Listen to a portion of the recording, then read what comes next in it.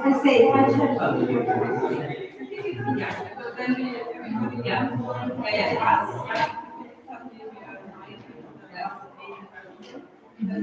I practice around you. She don't need to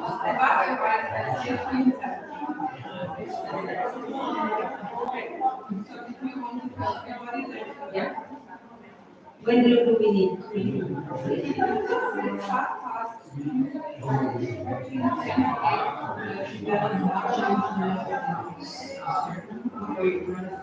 So that years and more I need.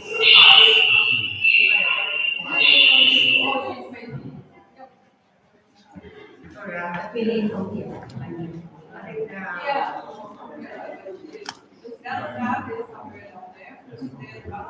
Yeah, I can put just chairs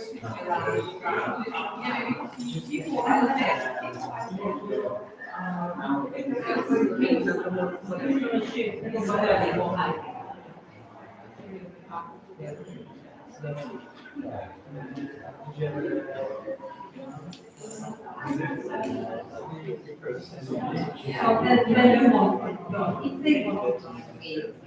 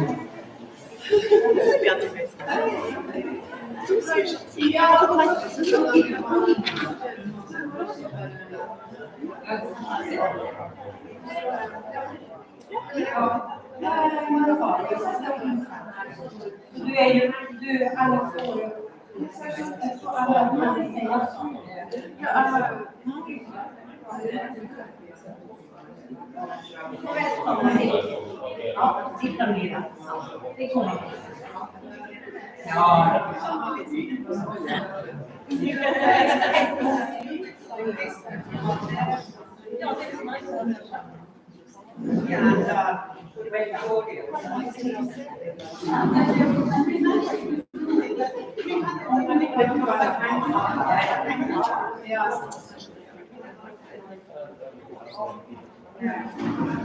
Annettaanko me nyt kuitenkin olla näin, onko se ihan hyvä?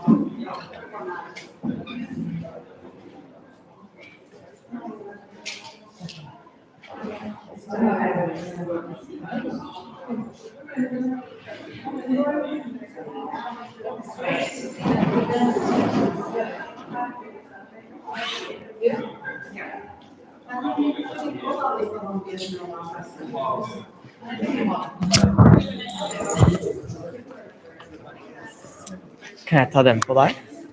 And then I will have more here, maybe. Mä vielä ajattelin tuonne, niin alkaako se ottamaan nyt jo äänen? Can I put this on? Oh, sorry, I was Yeah, speaking in Finnish. Finnish. Yeah, but is it starting to take my voice even now or? No, just let me know when you are. Yeah, because I thought that I. Oh yeah, of course. Coffee. Yeah, of So, course. No problem. but I can just spontaan infotella vähän and tell me about Take it on when you come to me before you start that. No problem. Wait, how you fix it? Where do? I just put it, Okay, you just put it down. for example, like here, isn't it? Or at this. No, You this just is I take that off. probably take this off. So probably here. Yeah, that's nice. Yeah. Just like that. Yeah. I'm just gonna check. Yeah. Yeah. But yeah, just take coffee Okay, and stuff yes, first, and then yes. I'll put it on. Yeah. I will.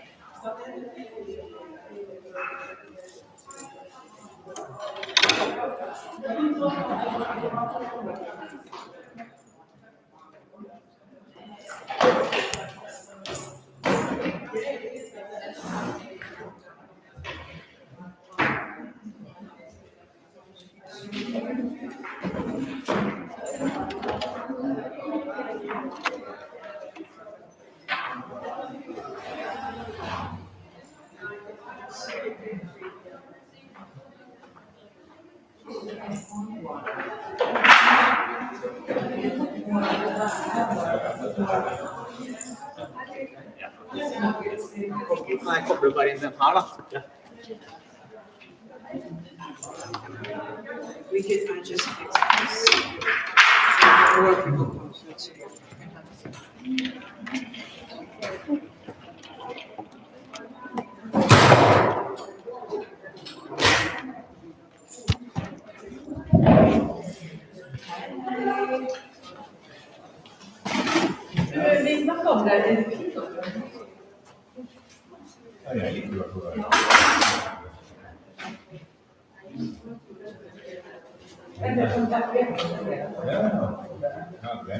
this.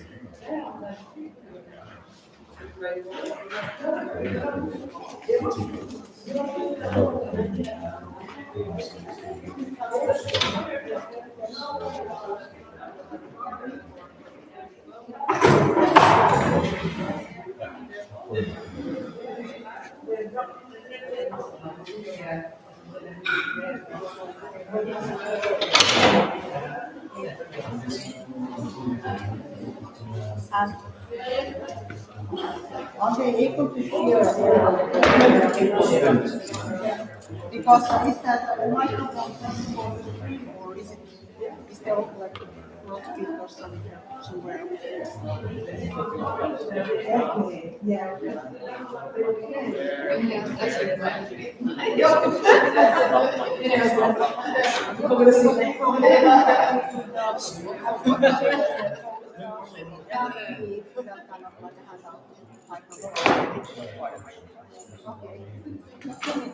Free that we could really have that kind of flow of conversation. Yeah,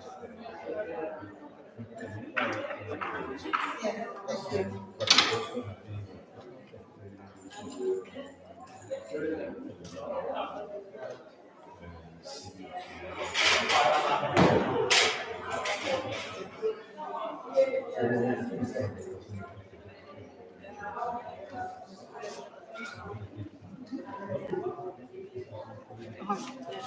The other 13.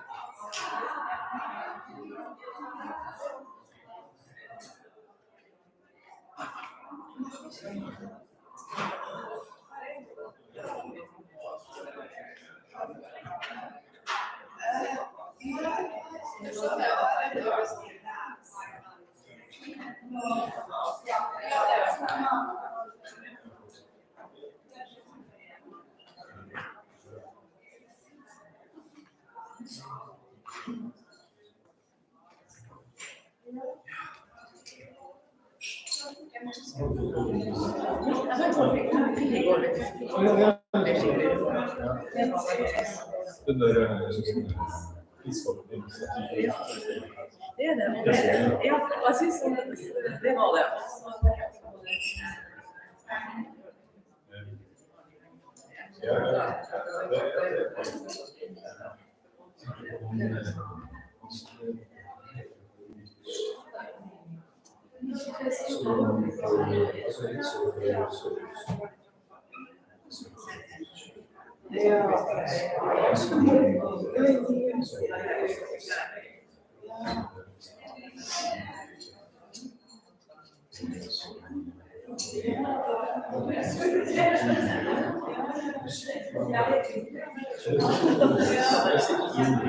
Ja, sånn sett.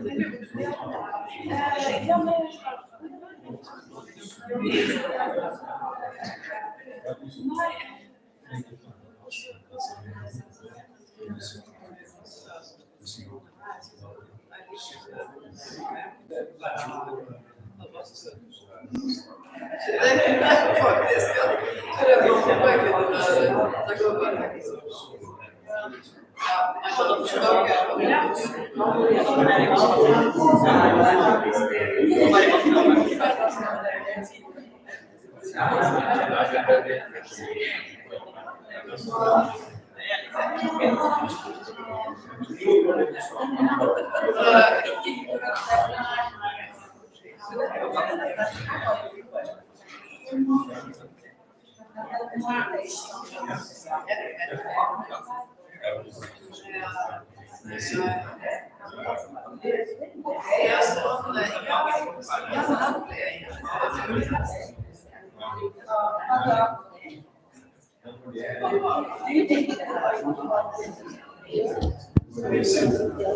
Ja, så bilden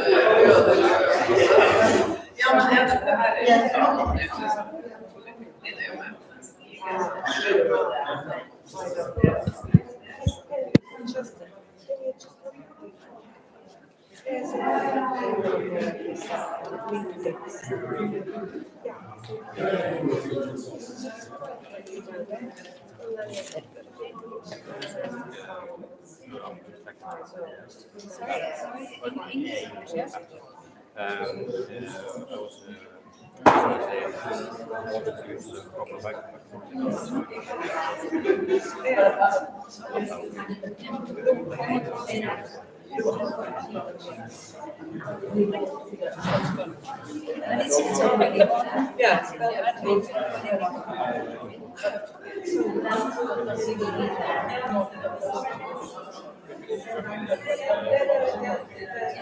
Because I don't know where she is right now.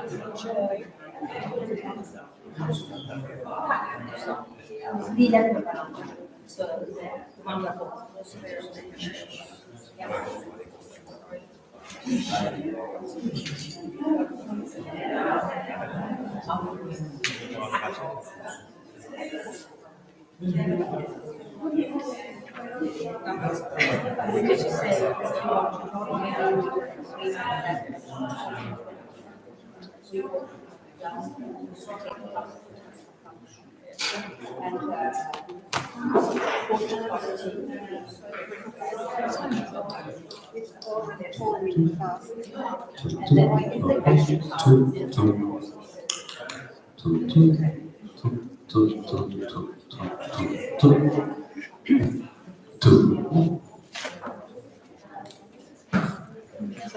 Test, test, test, test.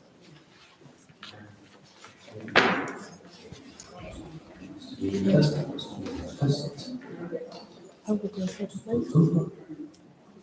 Oh, I don't remember. Now, now you can be wherever you want because it was just that we thought that you could see like the front of my phone because they have quite soft. Yes, but now we have a whole microphone, so you are free to choose.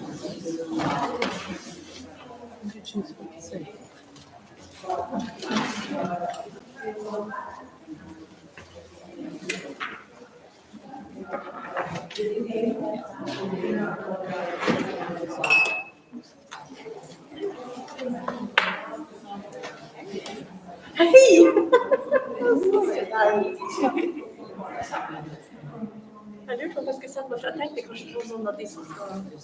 Nei, jeg skal flytte meg frem, skal gjøre det der. Jeg husker jeg var på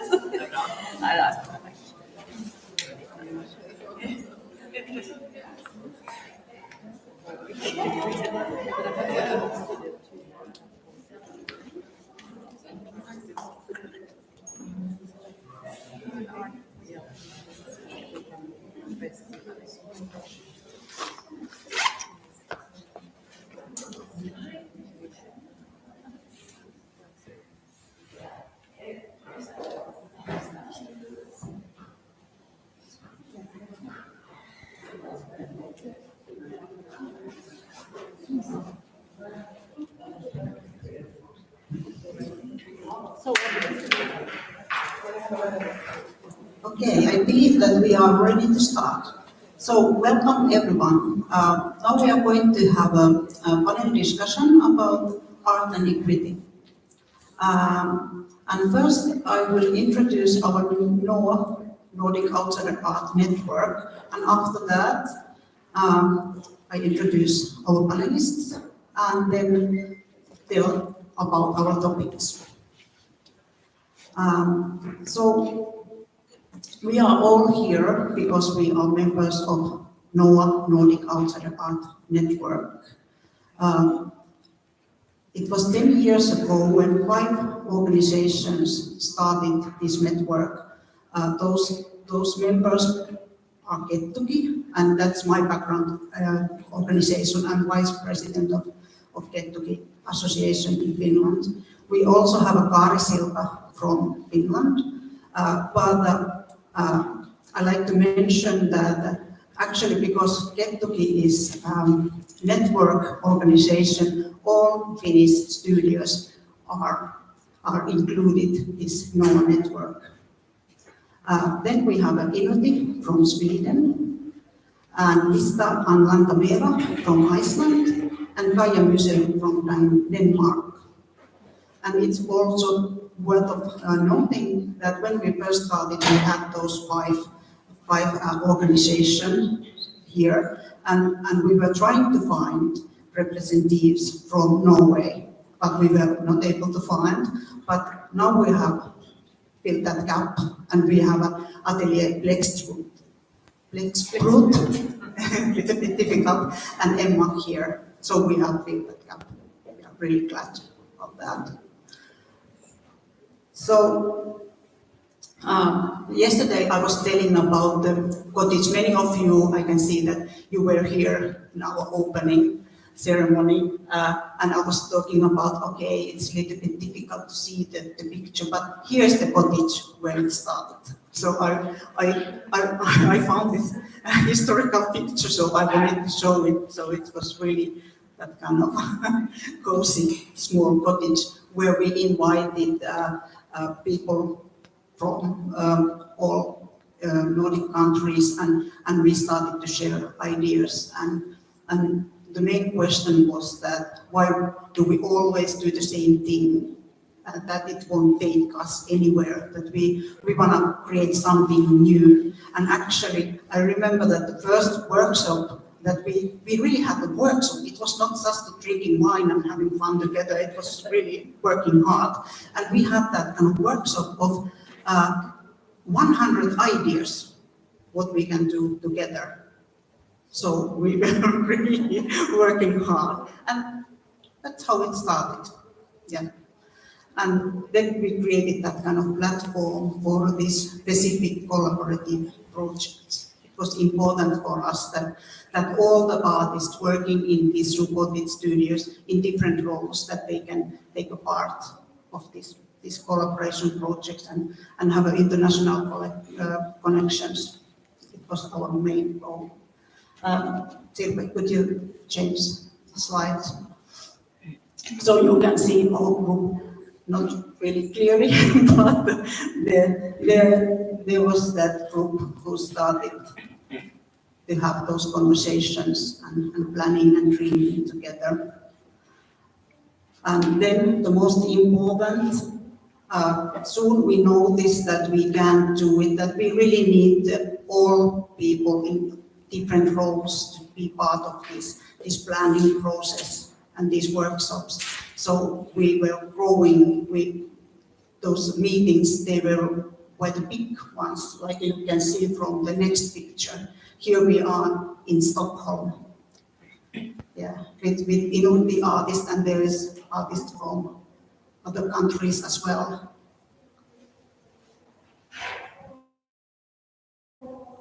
So now we are 10 years old, and we are really like stronger and wider than ever, and we are really happy to be here now in Norway and starting with a new partner. That it's really something.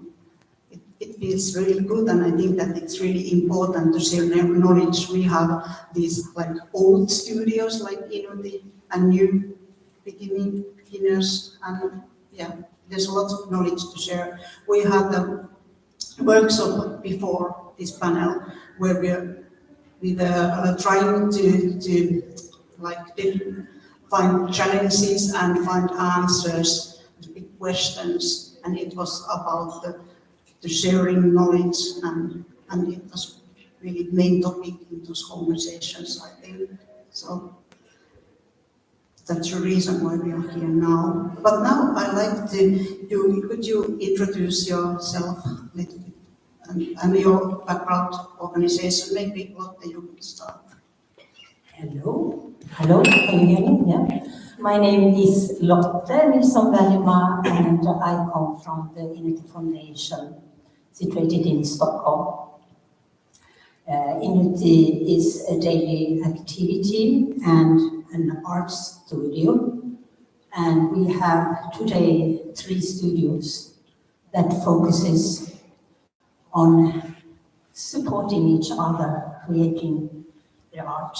And we also have a gallery and an art collection with more than 500 works.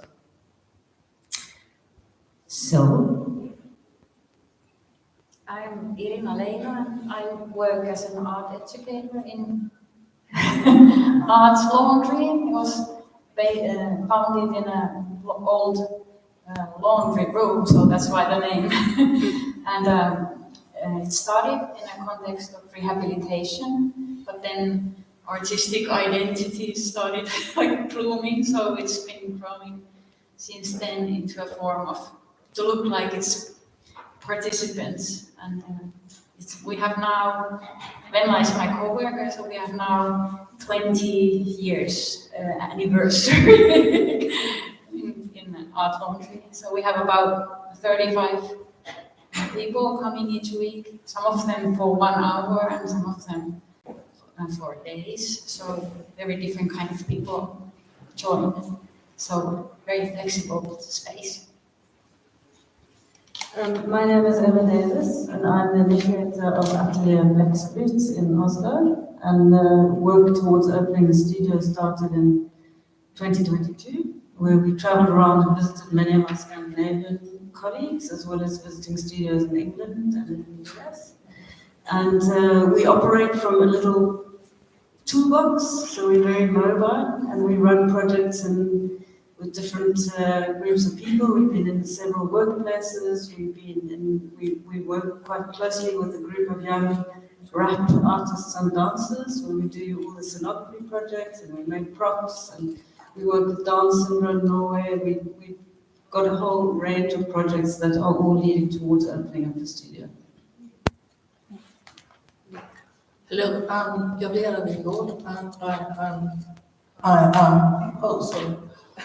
I am one of the artists that are part of this exhibition, and I come with Lotte and another person here, Emma, from Art&Equity in Stockholm, Sweden. Thank you.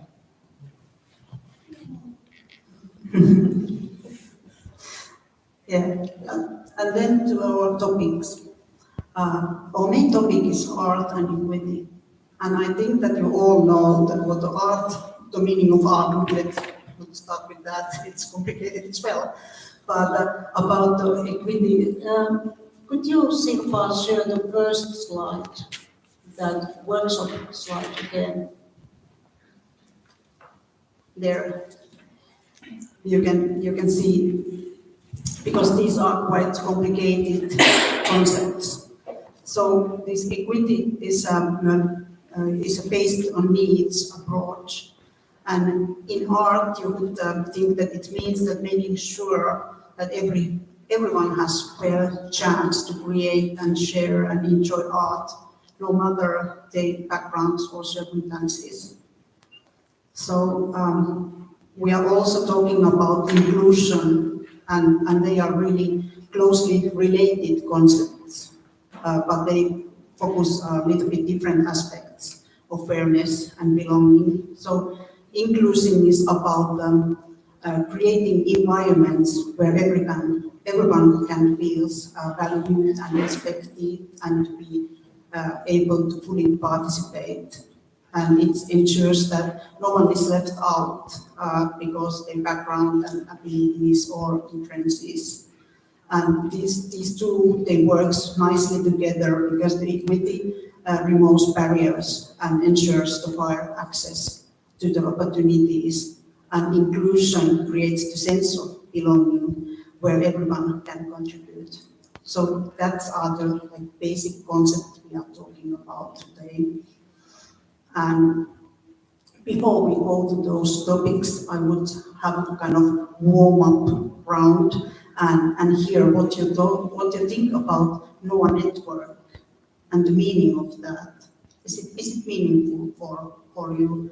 Gabriel, do you like to start? Yes, it is definitely meaningful. As we're talking about here, creating community through networking, supporting, and sharing knowledge. Because I think both for you as mentors and guides and whatnot, in creating this space for us to come to and kind of, yeah, as we say here, for us to be recognized and seen and heard and sort of create identity and connection. It's a part of equity, kind of that kind of reinforcing ourselves when dealing with the outer world as well. So it's really, really important, yes. Community and networking, and as I say, sharing knowledge and support. Have you been in these meetings before? The international NO meetings? No, this is the first time. Yeah. Nice to have you. Well, for us, the network is essential. We are the new kids on the block. We need exposure, but we also really need to know how these studios function. And it's a sort of it's a mentor role that is really, really valuable. You say you have the network has existed for 10 years, so there's a lot of knowledge and experience that is very valuable for us to draw from. Yeah, for us too, I think the sense of community really makes us stronger. There are people who kind of, even in the challenges, they go through the same, like we don't need to explain the questions so much because they already kind of, they're in the same mindset in a way, that we are doing the same meaningful things and maybe have similar questions that we need to figure out together. And for us, I think from the start, it was we got mentoring and communication from the international network, so our studio wouldn't exist without it. What result? Oh, I must say this network means so much for us. We have learned so much from you, studios and members in other countries, and we can discuss equity, equality. We can develop ideas together with the artists and together with you. And this is one fantastic result. And we have made many projects together and discussions together and taking part in books and discussions, etc. And that is also, I want to say, the reason why INUT started 1998. It was by networking. So NUA is also a fruit from a larger network, European Outsider Art Association, where we meet every year people from all countries. And NUA is, in a different way, more precious, more close, and it's very, very easy to do things together. And we are super grateful to be part of this network. And I forgot to say before, but I have to say that today is 90 people working at INUT and around 20 artists in each of the 3 studios. So we have really grown, and to reach out with exhibitions in Sweden and in other countries and to meet other people, it means so much to all of us. You have been in this network already 10 years. Would you name the best moment of our journey? Of course, I have to mention something that is quite close in time, 2017. We all took part in a project that was called Out by Art. And that was a possibility that grew up from artists' interests to work with film. And by inviting a professional filmmaker, the artists today work independently with film and they share their knowledge with other artists. So, and that's thanks to Noah that we could share this project in all Nordic countries. It's been shown all over Europe, actually. And that's thanks to our collaboration. We are all keen to hear and learn more about that kind of like successful moments and best practices. Can you share an example of a moment or project where the inclusion has worked really well in your work? So now we are going to the topics. So, and I think that we don't need to go in that kind of order, but What? I remember when you made your film, thanks mentoring by one of your colleagues, Emma. yeah. So we can have that kind of like free conversation here, that just some moments where the inclusion has been just somehow worked very well in your work. Can you examples who wanna start? What is continue? Inclusion, I would say, for example, right here, right now, is a very good example. I was asked to join this panel in the last minute, and this is my first time, so excuse me if I'm a bit kind of, what's happening here? So I joined in my best, but me being included, and now I can speak for myself, we all have different needs and whatnot, so I hope I can solve job. I don't know if I'm a good representative for everybody, I can't represent myself. But me being included here on equal terms with my perspective, and we can share this together, I can listen to your experiences, and I can share my experiences and my kind of journey and whatnot. That is, I think, is a prime example of inclusion, I would say. I think one a good practice is I'm thinking like a state of mind. Like I started thinking about this idea of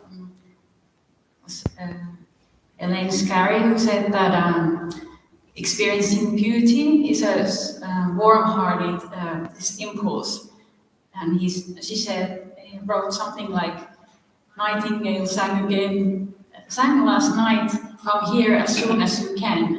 So it's like, I feel like this art studios, it's the free space, the flexible space, I can be like receiving and giving gifts. So I think that kind of a mindset is something to pursue. And we had this one artist who came to our studio, and then we had a student who came to do this practical training, and he was interviewing our artist.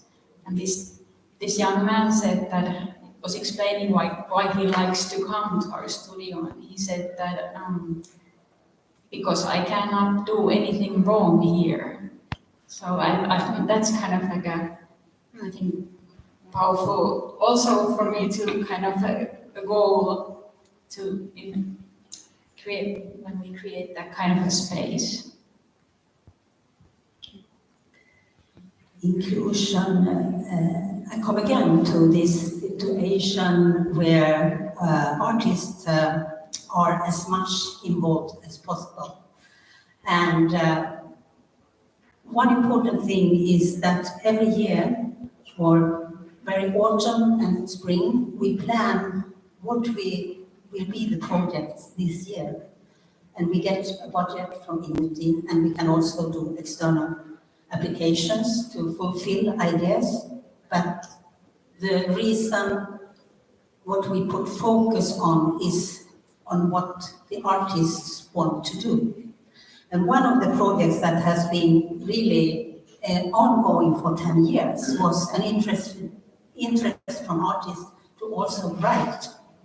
And from the beginning, we invited a professional leader, and they had different tasks to develop their writing.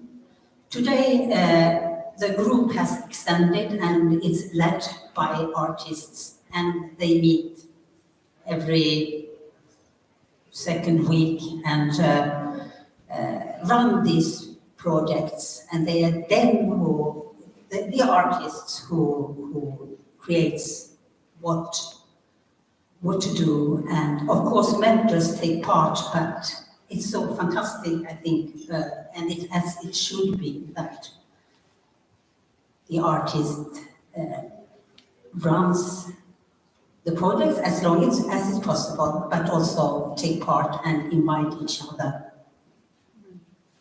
Well, just following up on what you said, involving people, I've been working with a group of dancers, as I said, and last year we did all the props and the scenography for the annual show, and we had a theme, but all the ideas for what we did came from the group, came from our discussions, from looking at pictures, from getting inspiration from other shows, and it really, and we made all these things together, and then it really, you could really see when the performance happened that there was a level of pride and ownership to the production that was so complete, and it was a very strong experience to see how people had their ideas had been taken seriously. They had materialized, and they were the creators of the whole production, and I think that was also it was a very interesting and rewarding experience. Do you think that you sometimes fail to create that kind of environment where everyone can be equal? Do you have examples, or are those that kind of examples that you don't prefer to share? I can certainly say that we fail, and I'm so happy when colleagues or artists or mentors tell me that, because that helps me to develop. So actually, I'm super glad when people tell me that I could do something in a different way, and we do it, I think, all the time. Yes. And we are also learning all the time. Can I say something here? Yes. It's not just about the occasions, it's the whole process in a nurturing and safe environment. In itself, the nurturing, as we're talking about here, and also kind of the exchange between us as artists and our mentors. That it's kind of a dynamic give and take all the time, which is very precious. I just wanted to add that. Yes.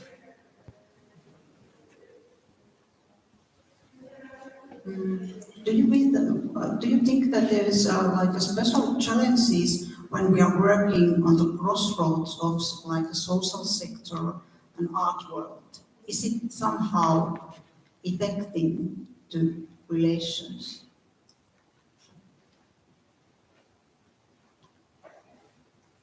You had a good point on that when we discussed before. Also, again, Gabriella. Yeah, well, interesting thing with me, I started out as an orderly at a mental hospital, criminal. Yeah, well. So I have that perspective. It's not exactly social. I come from psychiatry. As I got my diagnosis at the age of 50, so I kind of sailed under the radar for half my life, or almost. And so I can see things, and also I've had a journey and experience as a patient myself in later years, to have both perspectives. And I definitely see myself as an artist. I'm kind of, we have different positions. But I don't exactly remember what we were talking about there. It's kind of, I'm noticing things. I think I can see things from your perspective as well, even if you are in the social sector. But You were talking about the differing the psychiatric stuff and the artistic stuff. It's very important to try and create an atmosphere and an environment that is not connected to psychology or psychiatry or institution. It must not be institutionalized. Because I think all of us that are artists, we have got all kinds of experiences, very often very negative experiences with psychiatry. And we do not want that here. It's enough as it is. We need another kind of approach from you who are kind of professional or professionals. Yeah. So that is very important to make a distinction. Mm-hmm. Yeah. If I may say, I think it's important that you are an artist, and for instance, I am an artist. Yes. As most of my colleagues, we have a good combination of professionals in our team, but the ground where we meet is around art. Yes. But at the same time, our task is to support each other to live a good day and a good life.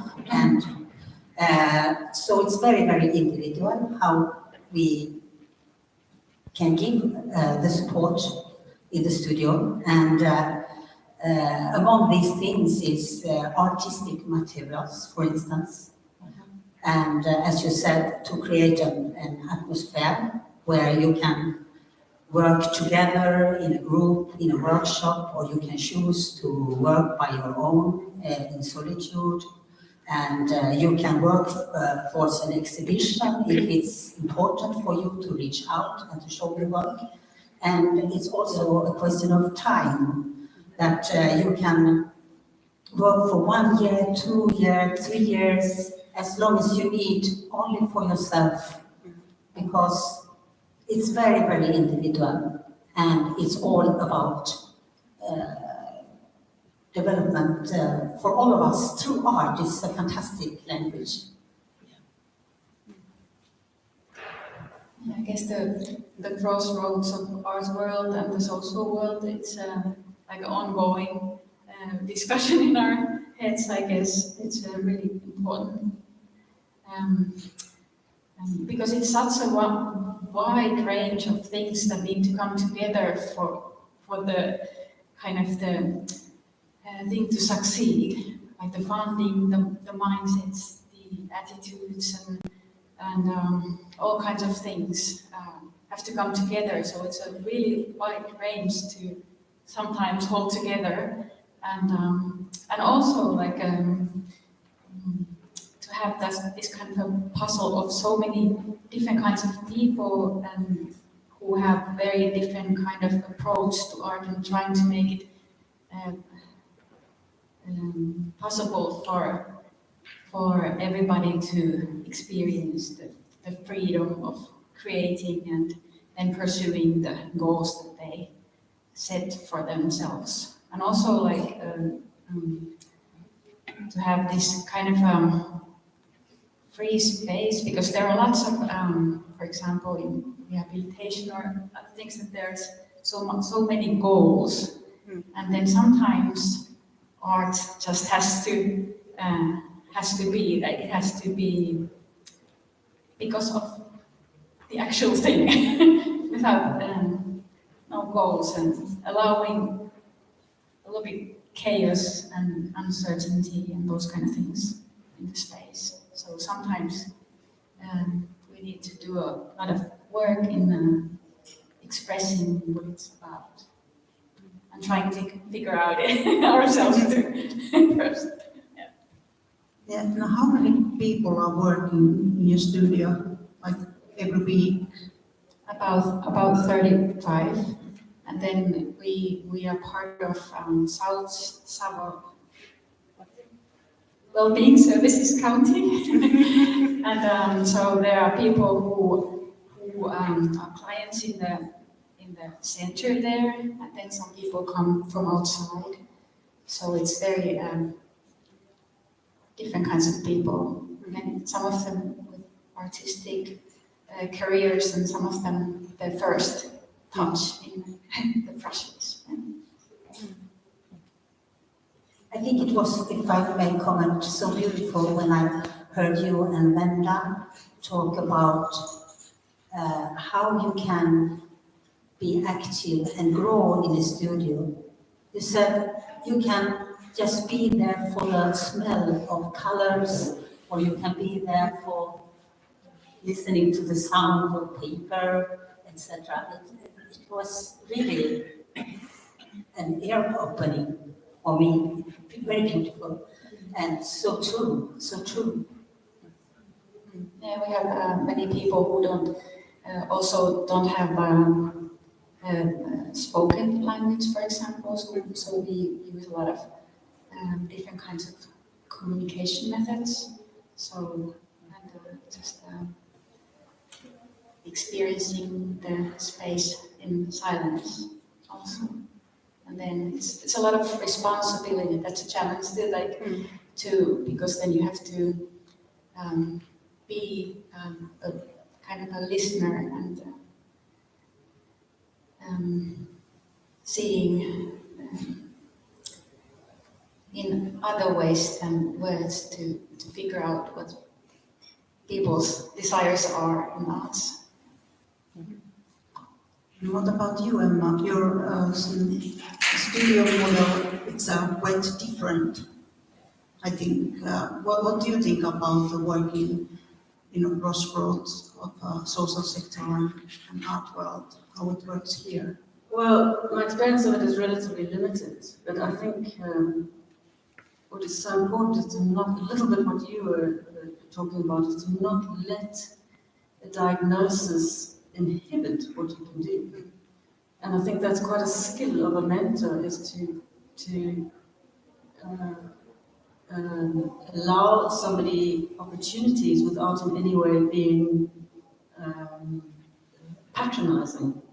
To show people, to try and work out with the person that you're working with, what are they interested in, what would they like to explore, and not give them too many rules and boundaries and frameworks to inhibit their practice. And that can very often happen, I think, when somebody has a particular diagnosis that they can't do this and they can't do that and they can't do the next thing. But rather give opportunities and see how they develop. And I think that can be fantastically exciting to see what comes out of limits. What do you all think about like freedom of expression and artistic development in a studio, supported studios? Is there like special challenges to because I remember that you said that sometimes you get more support that you want. Yeah, could you? So,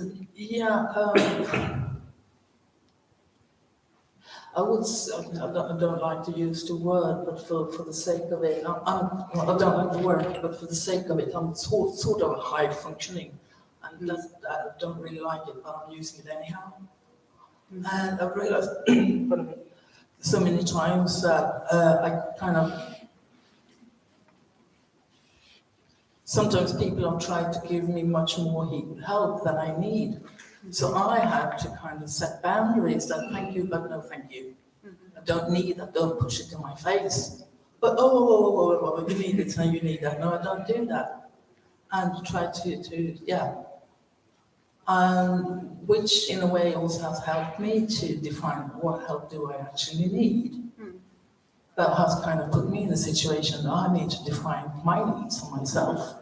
So when that happens, you can try and make something positive out of it as well. But I think it's very, very important for all of us when in co-creating. The thing is a co-creating process between artists and your mentors, guides, that we try and respect each other and try and get to know each other. Because me as an artist, I can't make any demands, just any demand that I want of you. I need to respect your boundaries as well. So it's a two-way thing as well. But the important thing is to get to know each other as much as possible. And not communication is not just important, but how do we communicate? To come to think of it. Yeah. So we can do it even if there is no spoken words. But I think that then there could be like challenge to how we ensure the freedom of decisions and art. What do you think about that? Is it a big challenge if the people, if the artist is not really speak, if she or he don't speak, can you really somehow find a way?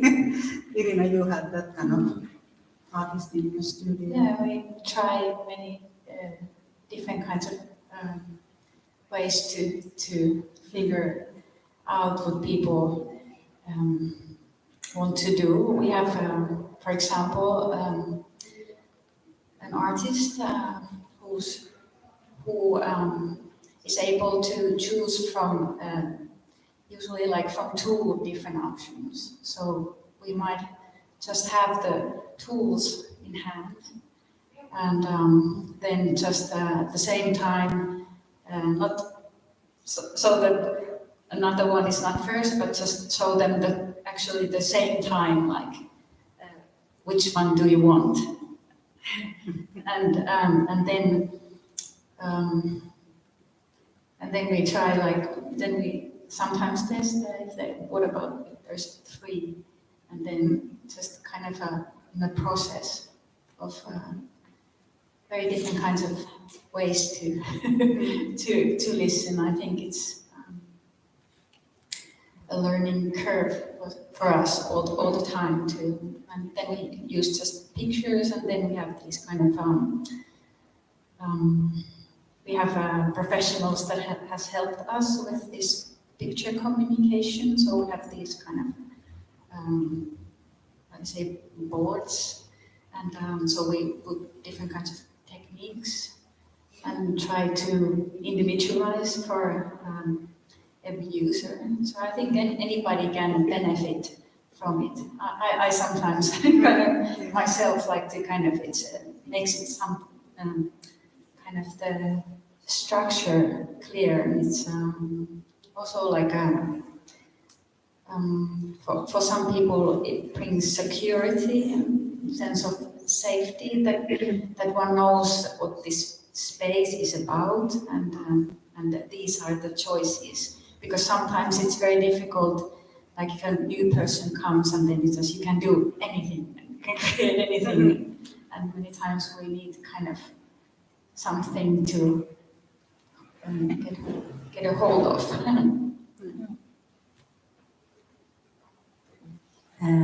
I can give one example for artistic freedom, and then I think about you, Emma.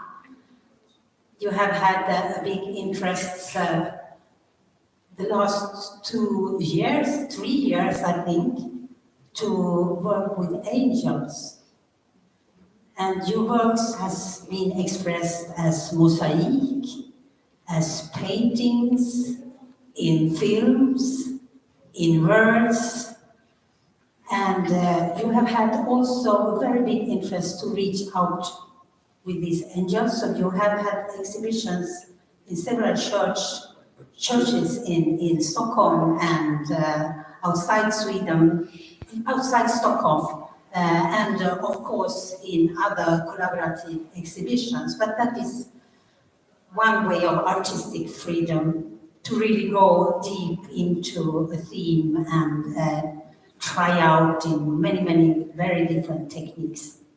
And I think another thing is we are at Unity super proud of is Marianne Schmidt, that just during my time here, the last piece was ready, and she did public work for the municipality, and a new building where people with certain needs, special needs, will stay. And her work is a sculpture in the garden, and it's done in competition with professional artists. You are also a professional artist, but and that this has come true, and she has been working with it for 1 year, and now is there in the garden, and it's super beautiful. And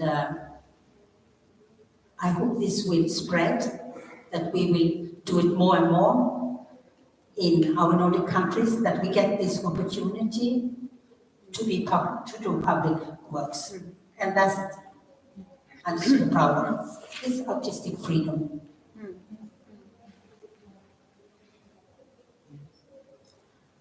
What do you think about techniques and meaning of them, Emma? Are you now that when you have started these studio activities, did you just buy a lot of acrylic paint, because it seems to be everywhere?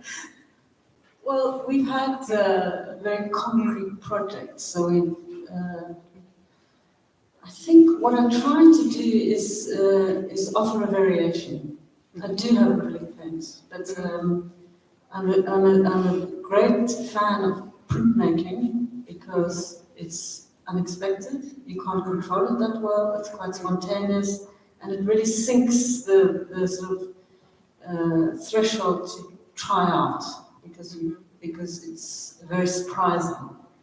So we're still finding our way, but I really try to not define how people should do things and what materials they should use. I rather give options. And that quite often means that, because if you give too many options, that can also be quite paralyzing.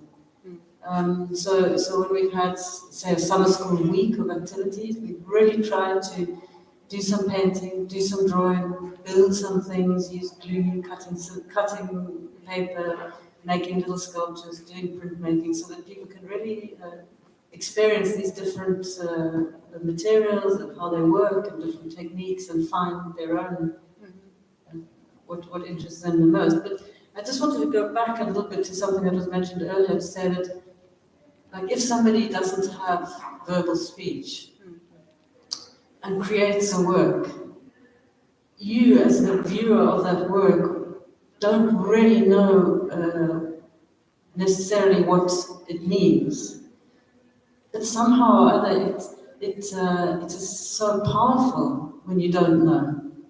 There's a mystery about it, but it's something that kind of really, and often outsider art is referred to as raw art.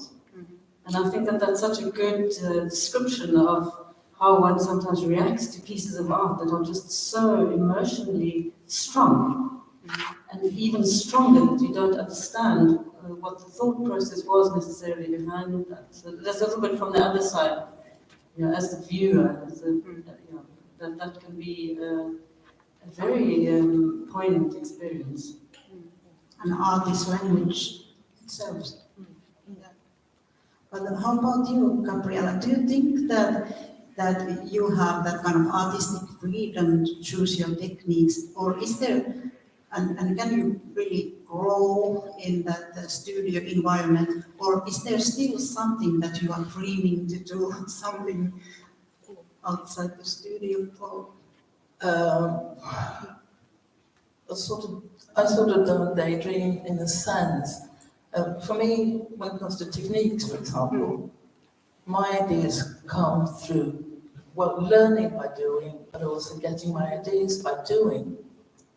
And learning new techniques is pretty good, because then you also have to use the rest of your senses, and touch and smell, and not just your eyes or your ears. And just the discovery of new techniques is very interesting. And you also get new ideas because as you kind of get acquainted, get to know the materials and the techniques, there you get ideas because you realize what you can do, both possibilities and limitations with the technique and the material. So there you get ideas that take shape. And I'd like to add another thing, and that is, I think we all have got, whether we are verbal or non-verbal, we all have got non-verbal language. And for me, it was also a process of kind of, because I'm pretty fucking verbal, sorry, my language, and I'm trying to bypass my language, my words, and try to access the visual, non-verbal part of me. Or translate words into images to get to the deeper parts of me. And maybe that could be something for all of us to try and reach our non-verbal language and use that, the visual part of our minds, psyche, or, yeah. So, but that is my process to add to. And then you have to use all your senses, not just kind of your head and your eyes, or, yeah, everything. Yeah. We also have one question from this live chat, and there's a question: how do artists gain access to the studios? Yeah, it's a good question. Do you have a good answer as well? Yeah, the artists has the right to choose, and they can turn to, as in Sweden, to the municipality, and then by the municipality, they have the possibility to get, for instance, an example and to hear about artistic studios and, for example, Unity, or if they know about Unity, they can say that I would like to work in that studio. So then they can come for a visit, and if we have a place free, they can come and try to work in the studio and choose to stay if it works. But do you have lots of studios in Sweden? Actually, it has grown, and we are super glad for that. So there are more options than Unity. But from when I started 2003, it was very rare. May I add to that? Access to studios like this, at least in Sweden, is, when it comes to Unity, you need an autism diagnosis, which gives access to, there's a Swedish law called LSS. I don't remember what the acronym is, the law about. The law was special needs and support. Special support, yeah. Yes. So you do need that diagnosis, at least to get access to, for example, Unity. So in that case, access, I didn't have access to Unity that before I had the diagnosis.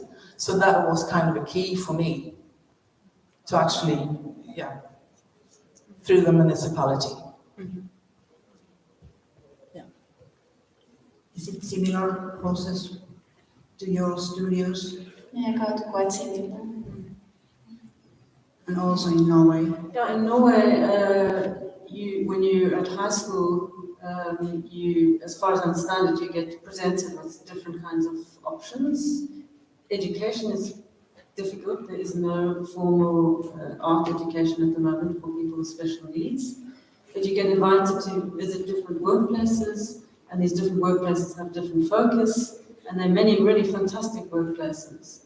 And then you can choose, I want to be in this workplace, and it's the same kind of thing where you try it out for several months maybe, and if it works, you stay. And some people work in several workplaces, like 3 days in one and 2 days in another.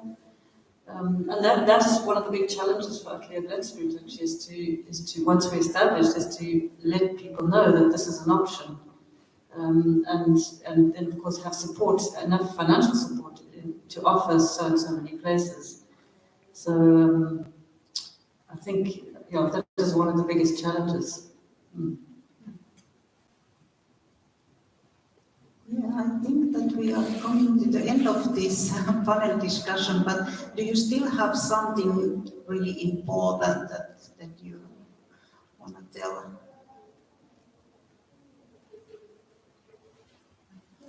No, I want to say thank you for coming here and listening, and please come to us if you have more questions. And I also want to say thank you to all artists who has participated in this exhibition.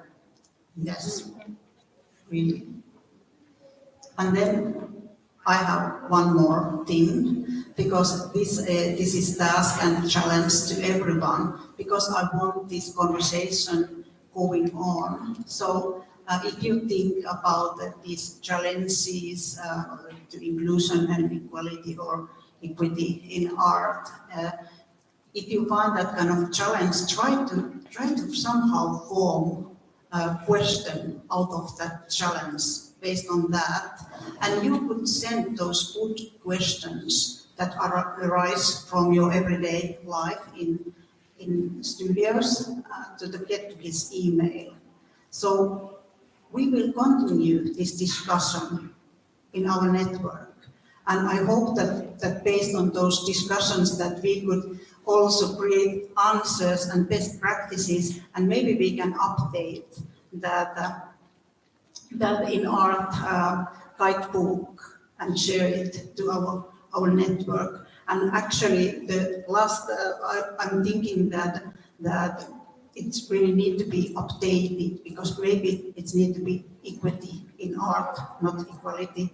And also I'm thinking about our network. Now I'm really opening a big discussion, because we are called Nordic Outsider Art Network. That outsider art term, I'm not sure what I think about that, but that kind of conversation, when try to form some kind of opinion or questions and send those to us. So let's continue this discussion. And thank you all for coming here, and thank you our lovely panelists. You were really brave and clever and wonderful. Thank you.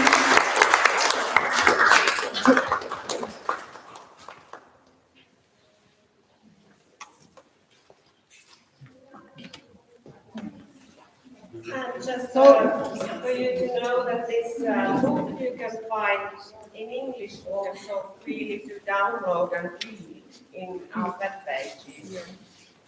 So it's gettuki.fi, but then send to this email address a message, so I send you the link to this book if you are interested.